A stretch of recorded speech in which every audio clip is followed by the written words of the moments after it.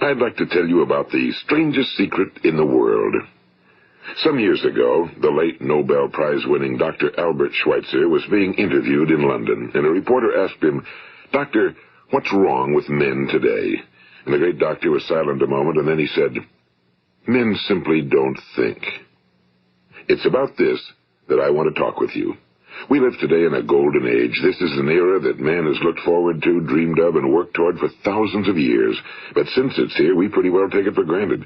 We in America are particularly fortunate to live in the richest land that ever existed on the face of the earth, a land of abundant opportunity for everyone. But do you know what happens?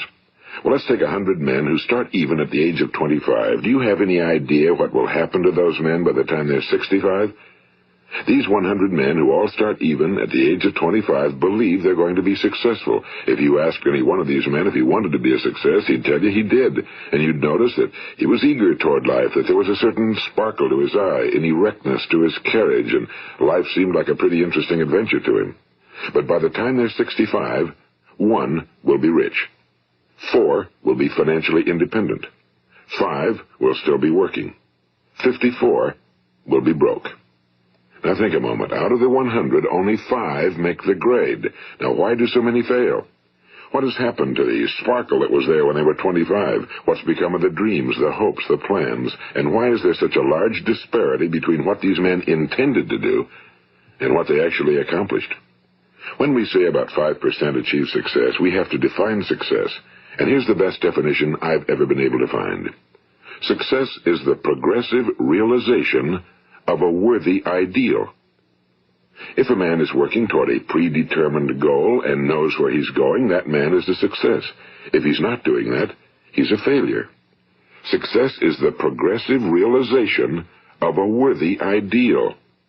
Rollo May, the distinguished psychiatrist, wrote a wonderful book called Man's Search for Himself. And in this book he says, the opposite of courage in our society is not cowardice. It is conformity. And there you have the trouble today. It's conformity, people acting like everyone else without knowing why, without knowing where they're going. Now think of it. In America right now, there are over 18 million people 65 years of age and older. And most of them are broke. They're dependent on someone else for life's necessities. Now, we learn to read by the time we're 7. We learn to make a living by the time we're 25. Usually by that time, we're not only making a living, we're supporting a family. And yet by the time we're 65, we haven't learned how to become financially independent in the richest land that has ever been known. Why? We conform. And the trouble is that we're acting like the wrong percentage group, the 95 who don't succeed. Now, why do these people conform? Well, they really don't know. These people believe that their lives are shaped by circumstances, by things that happen to them, by exterior forces. They're outer-directed people. A survey was made one time that covered a lot of men, working men, and these men were asked, "Why do you work? Why do you get up in the morning?" 19 out of 20 had no idea. If you ask them, they'll say, well, everyone goes to work in the morning, and that's the reason they do it, because everyone else is doing it. Now let's get back to our definition of success. Who succeeds? The only person who succeeds is the person who is progressively realizing a worthy ideal. He's the person who says, I'm going to become this, and then begins to work toward that goal. I'll tell you who the successful people are. A success is the school teacher who's teaching school because that's what he or she wants to do. The success is the woman who's a wife and mother because she wanted to become a wife and mother and is doing a good job of it. The success is the man who runs the corner gas station because that was his dream. That's what he wanted to do. The success is the successful salesman who wants to become a top-notch salesman and grow and build with his organization. A success is anyone who is doing deliberately a predetermined job because that's what he decided to do deliberately. But only 1 out of 20 does that. That's why today there isn't really any competition unless we make it for ourselves. Instead of competing, all we have to do is create. You know, for 20 years, I looked for the key which would determine what would happen to a human being. Was there a key I wanted to know which would make the future a promise that we could foretell to a large extent? Was there a key that would guarantee a person's becoming successful if he only knew about it and knew how to use it? Well, there is such a key, and I've found it. Have you ever wondered why so many men work so hard and honestly without ever achieving anything in particular, and others don't seem to work hard and yet seem to get everything? They seem to have the magic touch. You've heard them say that about someone. Everything he touches turns to gold. And have you ever noticed that a man who becomes successful tends to continue to become successful? And on the other hand, have you noticed how a man who's a failure tends to continue to fail? Well, it's because of goals. Some of us have goals, some don't. People with goals succeed because they know where they're going. It's that simple. Think of a ship leaving a harbor, and think of it with the complete voyage mapped out and planned. The captain and crew know exactly where it's going and how long it'll take. It has a definite goal. Now, 9,999 times out of 10,000, it will get to where it started out to get. Now, let's take another ship, just like the first, only let's not put a crew on it or a captain at the helm. Let's give it no aiming point, no goal, no destination. We just start the engines and let it go. I think you'll agree with me that if it gets out of the harbor at all, it will either sink or wind up on some deserted beach, a derelict. It can't go anyplace because it has no destination and no guidance, and it's the same with a human being. Take the salesman, for example. There's no other person in the world today with the future of a good salesman. Selling is the world's highest paid profession, if we're good at it and if we know where we're going. Every company needs top-notch salesmen, and they reward those men. The sky's the limit for them. But how many can you find? Someone once said the human race is fixed, not to prevent the strong from winning, but to prevent the weak from losing. The American economy today can be likened to a convoy in time of war. The entire economy is slowed down to protect its weakest link, just as the convoy had to go at the speed that would permit its slowest vessel to remain in formation. That's why it's so easy to make a living today. It takes no particular brains or talent to make a living and support a family today. So we have a plateau of so-called security, if that's what a person's looking for. But we do have to decide how high above this plateau we want to aim. Now let's get back to the strangest secret in the world, the story that I wanted to tell you today. Why do men with goals succeed in life and men without them fail? Well, let me tell you something which, if you really understand it, will alter your life immediately. If you understand completely what I'm going to tell you from this moment on, your life will never be the same again. You will suddenly find that good luck just seems to be attracted to you. The things you want just seem to fall in line, and from now on you won't have the problems, the worries, the gnawing lump of anxiety that perhaps you've experienced before. Doubt, fear, well, they'll be things of the past. Here's the key to success and the key to failure. We become what we think about. Now let me say that again. We become what we think about. Throughout all history, the great wise men and teachers, philosophers and prophets have disagreed with one another on many different things. It's only on this one point that they are in complete and unanimous agreement. Listen to what Marcus Aurelius, the great Roman emperor, said. A man's life is what his thoughts make of it. Disraeli said this. Everything comes if a man will only wait. I've brought myself by long meditation to the conviction that a human being with a settled purpose must accomplish it, and that nothing can resist a will that will stake even existence for its fulfillment. Ralph Waldo Emerson said this, a man is what he thinks about all day long. William James said, the greatest discovery of my generation is that human beings can alter their lives by altering their attitudes of mind. And he also said, we need only in cold blood act as if the thing in question were real, and it will become infallibly real by growing into such a connection with our life that it will become real. It will become so knit with habit and emotion that our interest in it will be those which characterize belief. And he also said, if you only care enough for a result, you will almost certainly attain it. If you wish to be rich, you will be rich. If you wish to be learned, you will be learned. If you wish to be good, you will be good. Only you must then really wish these things and wish them exclusively, and not wish at the same time 100 other incompatible things just as strongly. In the Bible, you read in Mark 9:23, if thou canst believe, all things are possible to him that believeth. My old friend Dr. Norman Vincent Peale put it this way, this is one of the greatest laws in the universe. Fervently do I wish I had discovered it as a very young man. It dawned upon me much later in life, and I found it to be one of the greatest, if not my greatest discovery outside of my relationship to God. The great law, briefly and simply stated, is that if you think in negative terms, you will get negative results. If you think in positive terms, you will achieve positive results. That is the simple fact, he went on to say, which is at the basis of an astonishing law of prosperity and success. In 3 words, believe and succeed. William Shakespeare put it this way, our doubts are traitors and make us lose the good we oft might win by fearing to attempt. George Bernard Shaw said, people are always blaming their circumstances for what they are. I don't believe in circumstances. The people who get on in this world are the people who get up and look for the circumstances they want, and if they can't find them, make them. Well, that's pretty apparent, isn't it? And every person who discovered this for a while believed that he was the first one to work it out. We become what we think about. Now, it stands to reason that a person who's thinking about a concrete and worthwhile goal is going to reach it, because that's what he's thinking about, and we become what we think about. Conversely, the man who has no goal, who doesn't know where he's going, and whose thoughts must therefore be thoughts of confusion and anxiety and fear and worry, becomes what he thinks about. His life becomes one of frustration and fear and anxiety and worry. And if he thinks about nothing, he becomes nothing. Now, how does it work? Why do we become what we think about? Well, I'll tell you how it works as far as we know. Now, to do this, I want to tell you about a situation that parallels the human mind. Suppose a farmer has some land, and it's good fertile land. Now, the land gives the farmer a choice. He may plant in that land whatever he chooses. The land doesn't care. It's up to the farmer to make the decision. Now, remember, we're comparing the human mind with the land because the mind, like the land, doesn't care what you plant in it. It will return what you plant, but it doesn't care what you plant. Now let's say that the farmer has 2 seeds in his hand. One is a seed of corn, the other is nightshade, a deadly poison. He digs 2 little holes in the earth and he plants both seeds, one corn, the other nightshade. He covers up the holes, waters, and takes care of the land, and what will happen?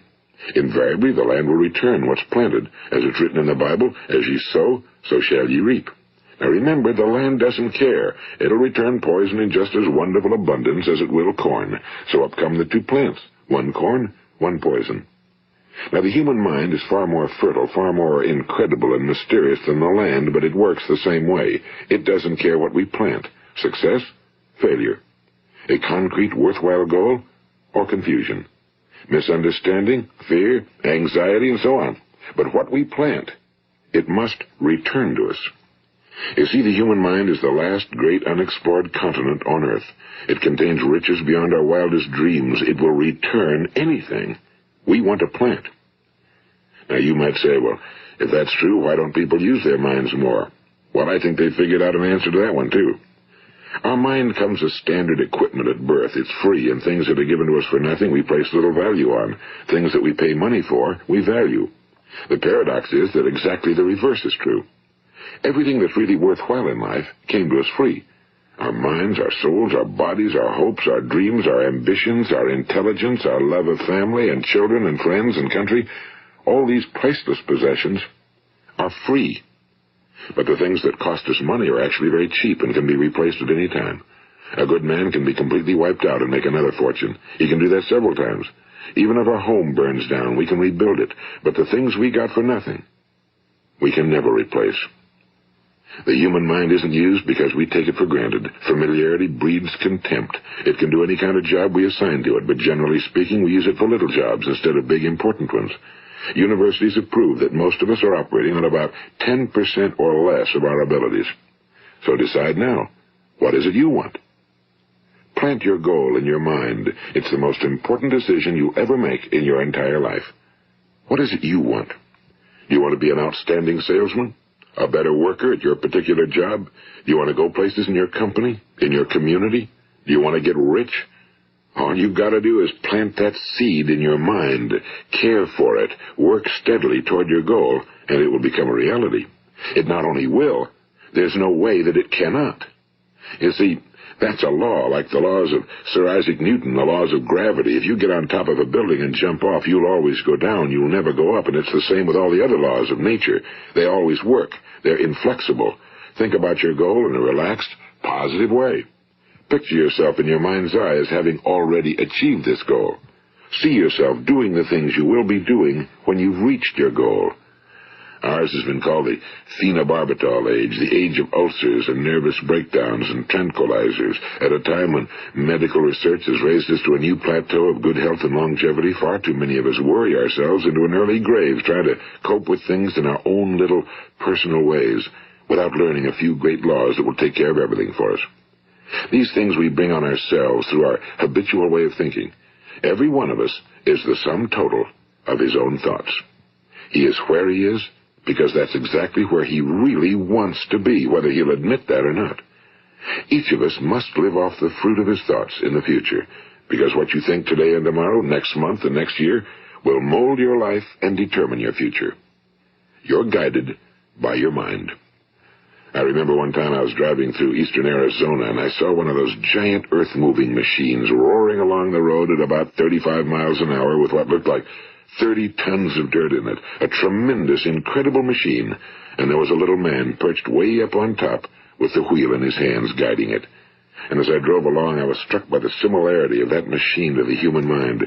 Just suppose you're sitting at the controls of such a vast source of energy. Are you going to sit back and fold your arms and let it run itself into a ditch? Or are you going to keep both hands firmly on the wheel and control and direct this power to a specific, worthwhile purpose? It's up to you. You're in the driver's seat. You see, the very law that gives us success is a two-edged sword. We must control our thinking. The same rule that can lead a man to a life of success, wealth, happiness, and all the things he ever dreamed of for himself and his family. That very same law can lead him into the gutter. It's all in how he uses it, for good or for bad. This is the strangest secret in the world. Now, why do I say it's strange, and why do I call it a secret? Actually, it isn't a secret at all. It was first promulgated by some of the earliest wise men, and it appears again and again throughout the Bible, but very few people have learned it, understand it. That's why it's strange, and why for some equally strange reason it virtually remains a secret. I believe that you could go out and walk down the main street of your town and ask one man after another what the secret of success is, and you probably wouldn't run into one man in a month who could tell you. Now, this information is enormously valuable to us if we really understand it and apply it. It's valuable to us not only for our own lives, but the lives of those around us, our families, employees, associates, and friends. Life should be an exciting adventure. It should never be a bore. A man should live fully, be alive. He should be glad to get out of bed in the morning. He should be doing a job he likes to do because he does it well. One time I heard Grove Patterson, the great late editor-in-chief of the Toledo Daily Blade, make a speech, and as he concluded his speech, he said something I've never forgotten. He said, "My years in the newspaper business have convinced me of several things. Among them, that people are basically good, and that we came from someplace, and we're going someplace. So we should make our time here an exciting adventure. The architect of the universe didn't build a stairway leading nowhere." And the greatest teacher of all, the carpenter from the plains of Galilee, gave us the secret time and time again. As ye believe, so shall it be done unto you. I've explained the strangest secret in the world and how it works. Now, on this side, I want to explain how you can prove to yourself the enormous returns possible in your own life by putting this secret to a practical test. I want you to make a test that will last 30 days. It isn't going to be easy, but if you'll give it a good try, it will completely change your life for the better.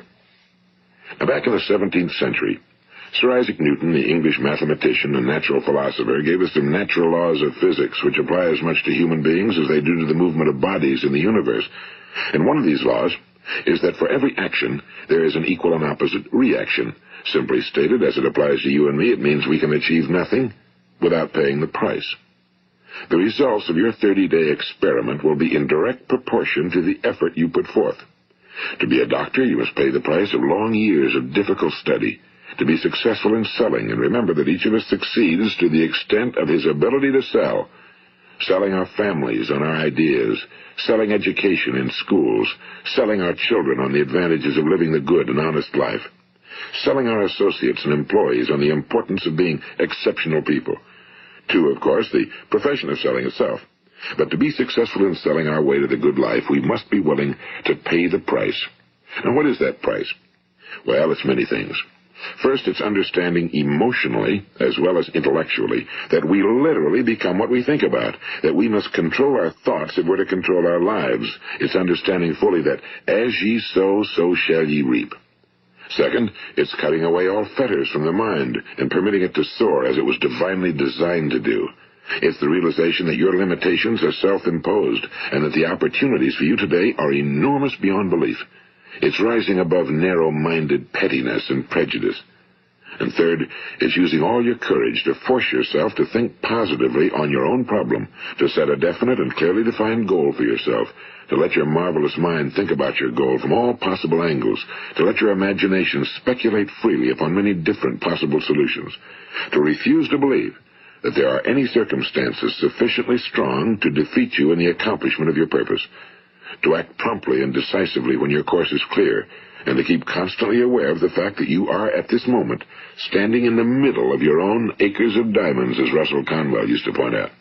And fourth, save at least 10% of every dollar you earn. It's also remembering that no matter what your present job, it has enormous possibilities, if you're willing to pay the price. Now let's just go over the important points in the price each of us must pay to achieve the wonderful life that can be ours. It is, of course, worth any price. 1. You will become what you think about. 2. Remember the word imagination and let your mind begin to soar. 3. Courage. Concentrate on your goal every day. 4. Save 10% of what you earn. And 5. Action. Ideas are worthless unless we act on them. Now, I'll try to outline the 30-day test I want you to make. Keep in mind that you have nothing to lose by making this test and everything you could possibly want to gain. There are 2 things that may be said of everyone. Each of us wants something, and each of us is afraid of something. I want you to write on a card what it is you want more than anything else. It may be more money. Perhaps you'd like to double your income or make a specific amount of money. It may be a beautiful home. It may be success at your job. It may be a particular position in life. It could be a more harmonious family. Each of us wants something. Now write down on your card specifically what it is you want. Make sure it's a single goal and clearly defined. You needn't show it to anyone, but carry it with you so that you can look at it several times a day. Think about it in a cheerful, relaxed, positive way each morning when you get up, and immediately you have something to work for, something to get out of bed for, something to live for. Look at it every chance you get during the day and just before going to bed at night. And as you look at it, remember that you must become what you think about, and since you're thinking about your goal, you realize that soon it will be yours. In fact, it's yours really the moment you write it down and begin to think about it. Look at the abundance all around you as you go about your daily business. You have as much right to this abundance as any other living creature. It's yours for the asking. Now we come to the difficult part. Difficult because it means the formation of what is probably a brand new habit, and new habits are not easily formed. Once formed, however, it will follow you for the rest of your life. Stop thinking about what it is you fear. Each time a fearful or negative thought comes into your consciousness, replace it with a mental picture of your positive and worthwhile goal. And there will come times when you'll feel like giving up. It's easier for a human being to think negatively than positively. That's why only 5% are successful. You must begin now to place yourself in that group. For 30 days, you must take control of your mind. It will think about only what you permit it to think about. Each day for this 30-day test, do more than you have to do. In addition to maintaining a cheerful, positive outlook, give of yourself more than you've ever done before. Do this knowing that your returns in life must be in direct proportion to what you give. The moment you decide on a goal to work toward, you're immediately a successful person. You are then in that rare and successful category of people who know where they're going. Out of every 100 people, you belong to the top 5. Don't concern yourself too much with how you're going to achieve your goal. Leave that completely to a power greater than yourself. All you have to do is know where you're going. The answers will come to you of their own accord and at the right time. Remember these words from the Sermon on the Mount, and remember them well. Keep them constantly before you this month of your test. Ask, and it shall be given you. Seek, and ye shall find. Knock, and it shall be opened unto you. For every one that asketh receiveth, and he that seeketh findeth, and to him that knocketh it shall be opened. It's as marvelous and as simple as that. In fact, it's so simple that in our seemingly complicated world, it's difficult for an adult to understand that all he needs is a purpose and faith. For 30 days, do your very best. If you're a salesman, go at it as you've never done before, not in a hectic fashion, but with the calm, cheerful assurance that time well spent will give you the abundance in return you deserve and want. If you're a homemaker, devote your 30-day test to completely giving of yourself without thinking about receiving anything in return, and you'll be amazed at the difference it makes in your life. No matter what your job, do it as you've never done it before for 30 days. And if you've kept your goal before you every day, you'll wonder and marvel at this new life you've found. Dorothea Brand, the outstanding editor and writer, discovered it for herself and tells about it in her fine book, Wake Up and Live. Her entire philosophy is reduced to the words, act as though it were impossible to fail. She made her own test with sincerity and faith, and her entire life was changed to one of overwhelming success. Now, you make your test for 30 full days. Don't start your test until you've made up your mind to stick with it. You see, by being persistent, you're demonstrating faith. Persistence is simply another word for faith. If you didn't have faith, you'd never persist. If you should fail during your first 30 days, by that I mean suddenly find yourself overwhelmed by negative thoughts, you've got to start over again from that point and go 30 more days. Gradually, your new habit will form until you find yourself one of that wonderful minority to whom virtually nothing is impossible. And don't forget the card. It's vitally important as you begin this new way of living. On one side of the card, write your goal, whatever it may be. On the other side, write the words we've quoted from the Sermon on the Mount. Ask, and it shall be given you. Seek, and ye shall find. Knock, and it shall be opened unto you. Nothing great was ever accomplished without inspiration. See that during these crucial first 30 days, your own inspiration is kept at a peak. And above all, don't worry. Worry brings fear, and fear is crippling. The only thing that can cause you to worry during your test is trying to do it all yourself. Know that all you have to do is hold your goal before you. Everything else will take care of itself. Remember also to keep calm and cheerful. Don't let petty things annoy you and get you off course. Now, since making this test is difficult, some will say, why should I bother? Well, look at the alternative. No one wants to be a failure. No one really wants to be a mediocre individual. No one wants a life constantly filled with worry and fear and frustration. Therefore, remember that you must reap that which you sow. If you sow negative thoughts, your life will be filled with negative things. If you sow positive thoughts, your life will be cheerful, successful, and positive. Now, gradually, you will have a tendency to forget what you've heard on this recording. Play it often. Keep reminding yourself of what you must do to form this new habit. Gather your whole family around at regular intervals and listen to what's been said here. You know, most men will tell you that they want to make money without understanding the law. The only people who make money work in a mint. The rest of us must earn money. This is what causes those who keep looking for something for nothing or a free ride to fail in life. The only way to earn money is by providing people with services or products which are needed and useful. We exchange our time and our product or service for the other man's money.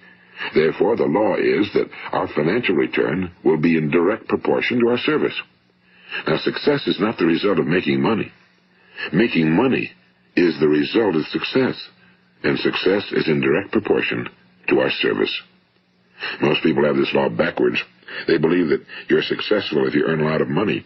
The truth is that you can only earn money after you're successful. It's like the story of the man who sat in front of the stove and said to it, "Give me heat, and then I'll add the wood." How many men and women do you know, or do you suppose there are today, who take the same attitude toward life? There are millions. We've got to put the fuel in before we can expect heat. Likewise, we've got to be of service first before we can expect money. Don't concern yourself with the money. Be of service. Build, work, dream, create. Do this, and you'll find there's no limit to the prosperity and abundance that will come to you.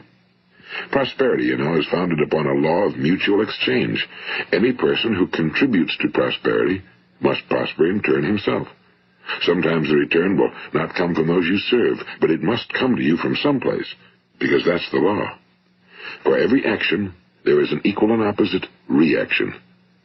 As you go daily through your 30-day test period, remember that your success will always be measured by the quality and quantity of service you render, and money is a yardstick for measuring this service.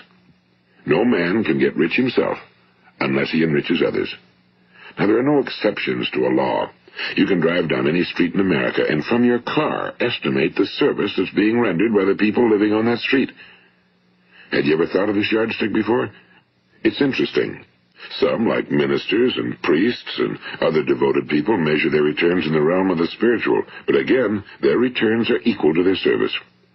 Once this law is fully understood, any thinking person can tell his own fortune. If he wants more, he must be of more service to those from whom he receives his return. If he wants less, he has only to reduce his service. This is the price you must pay for what you want. If you believe you can enrich yourself by deluding others, you can end only by deluding yourself. It may take some time, but just as surely as you breathe, you'll get back what you put out. Don't ever make the mistake of thinking you can avert this. It's impossible. The prisons and the streets where the lonely walk are filled with people who tried to make new laws just for themselves. We may avoid the laws of man for a while, but there are greater laws that cannot be broken. An outstanding medical doctor recently pointed out 6 steps that will help you realize success. 1. Set yourself a definite goal. 2. Quit running yourself down. 3. Stop thinking of all the reasons why you cannot be successful and instead think of all the reasons why you can. 4. Trace your attitudes back through your childhood and try to discover where you first got the idea you couldn't be successful, if that's the way you've been thinking. 5.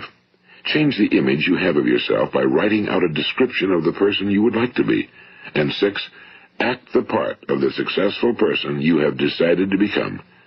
The doctor who wrote those words is a noted West Coast psychiatrist, Dr. David Harold Fink. Do what the experts since the dawn of recorded history have told you must do. Pay the price by becoming the person you want to become. It's not nearly as difficult as living unsuccessfully. Make your 30-day test, then repeat it again, and each time it will become more a part of you until you'll wonder how you could ever have lived any other way. Live this new way, and the floodgates of abundance will open and pour over you more riches than you may have dreamed existed. Money? Yes, lots of it. But what's more important, you'll have peace. You'll be in that wonderful minority who lead calm, cheerful, successful lives. Start today. You have nothing to lose, but you have a whole life to win. This is Earl Nightingale, and thank you.